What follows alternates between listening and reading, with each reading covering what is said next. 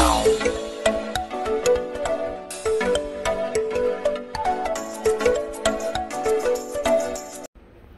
guys! Welcome back to my channel. Naning Gala. Ayan, magluluto tayo ngayon ng pansit para sa mga chef. Tara, samahan niyo ako. Ayan, nagpainit na nga pala ako dito ng mantika.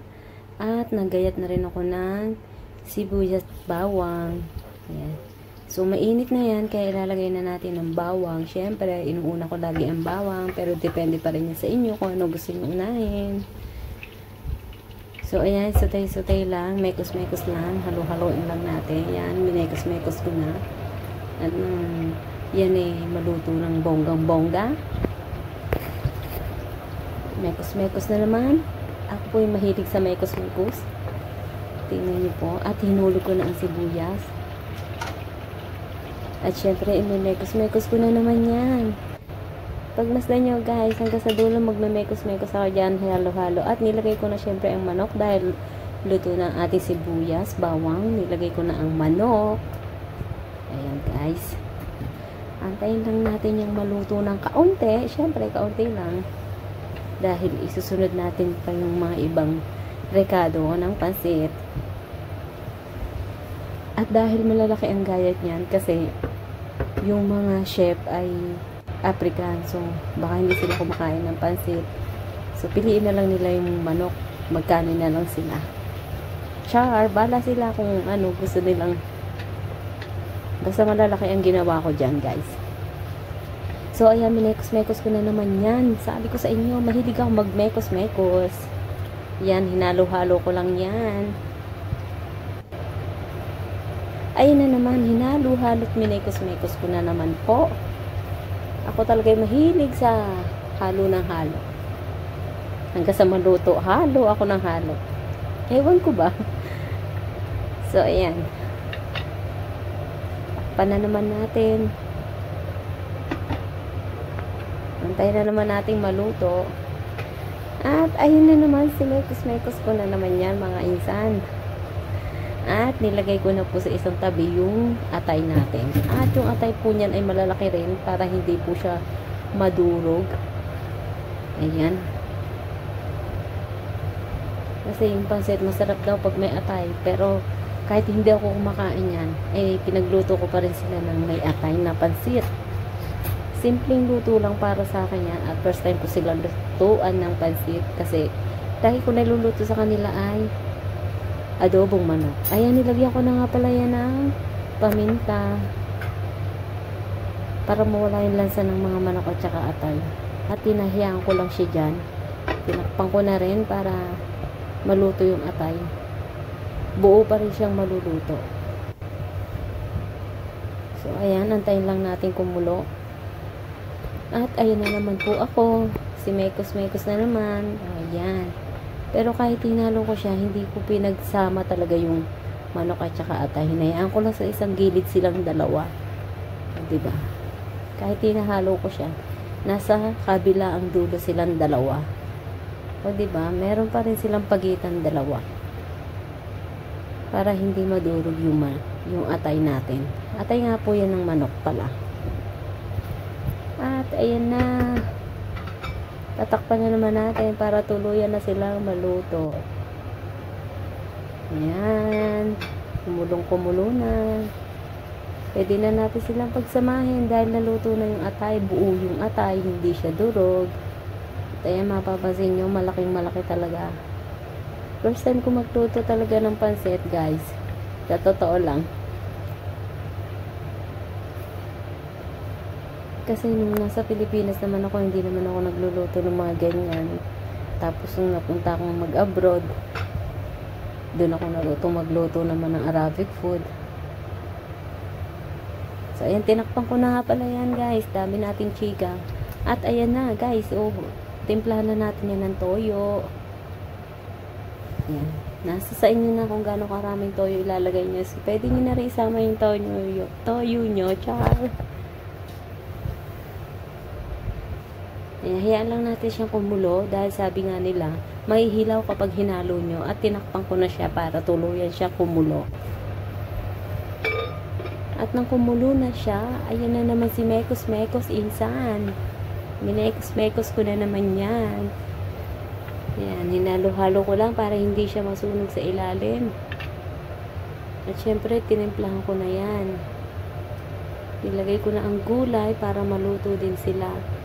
Sama-sama na silang maluto dyan. Ayan guys, nilagyan ko siya ng carrots, celery, cauliflower. Ayan. Kasi yan lang yung gulay na available. At minekos-mekos ko na naman po yan, insan. At ayan lang natin siyang maluto. Ayan, nilagyan ko na ng tubig para sa ating pansit. At pinag-iisip ako paano pa susunod. Ayan, dinagdagan ko pa ng tubig dahil hindi kasya. Kukulangin, baka mabitin sa noodles natin. At nang kumulo na, ayan, minekos-mekos ko na naman. Sabi ko sa inyo, hanggang sa matapos, mekos-mekos pa rin tayo.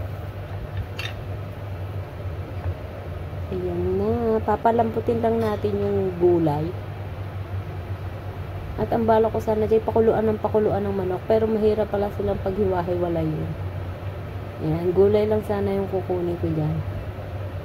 Kaso mahirap siyang paghiwa-hiwalayin, kaya nag-decide na lang din ako kunin yan lahat. At dahil nga maliit yung ating kawali, ayan o, pinaghiwa-hiwalay ko pa sila. Tapos nung bandang huli, ay sige na, pagsama-samahin na natin sila. O, diba, bongga. At yung mga gulay nga pala dyan guys, hindi siya overcooked. Hinayaan ko lang sila na half cook lang para hindi siya lata. Diba, nahirapan ako paghiwalayin sila ng gulay, manok at saka ng atay. Kaya naman, sabi ko, oh sige na nga, isama ko na lang lahat. Kasi nung nilalagay ko na yung noodles, ay nahihirapan ako. Ang dami ng manok, ang lalaki pa ng gayat. Kasi nga, iniisip ko yung mga chef. Yan guys, oh. Eh sabi ko, kunin ko na lang yung mga manok na yan. Kasi, hindi ko mahalong mabuti yung noodles natin. Rice noodles nga pala yung ginamit ko dyan, guys.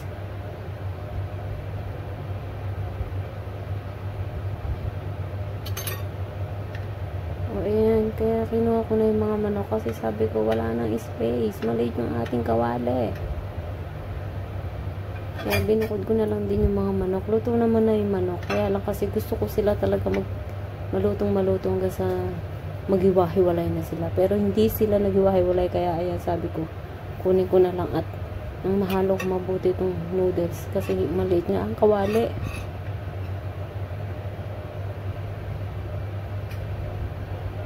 Ayan. Buti malambot na yung ating ano. Hindi na tayo mahirapan pakuluin.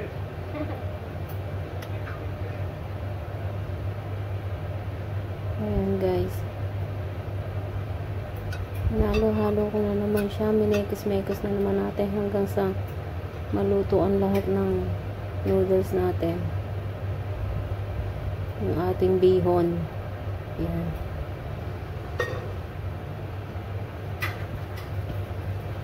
At yan, hininaan ko na rin ang apoy niyan para hindi mabigla ang luto, hindi masunog o maigahan.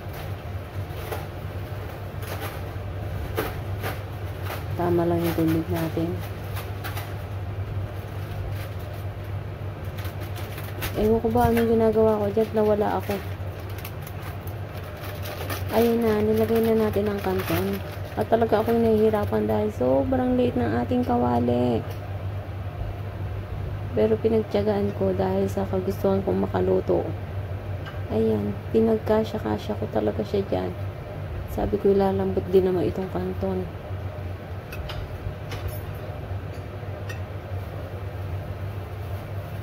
Ayan guys, tingnan nyo.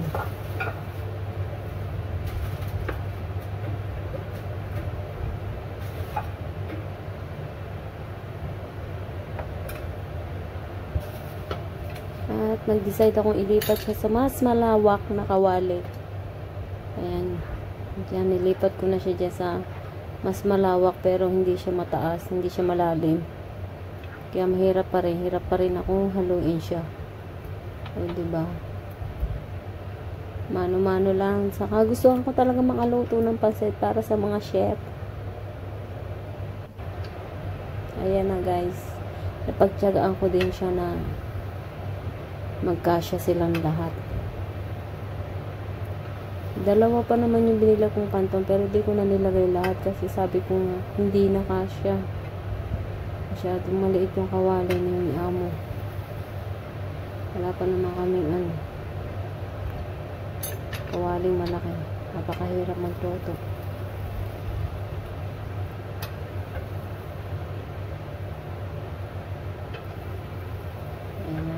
Mekos na naman tayo. Tapos saka ko na lang siya ilalagay yung mga gulay maya dahil gusto kong lumambot pang hindi pa ready yung noodles natin.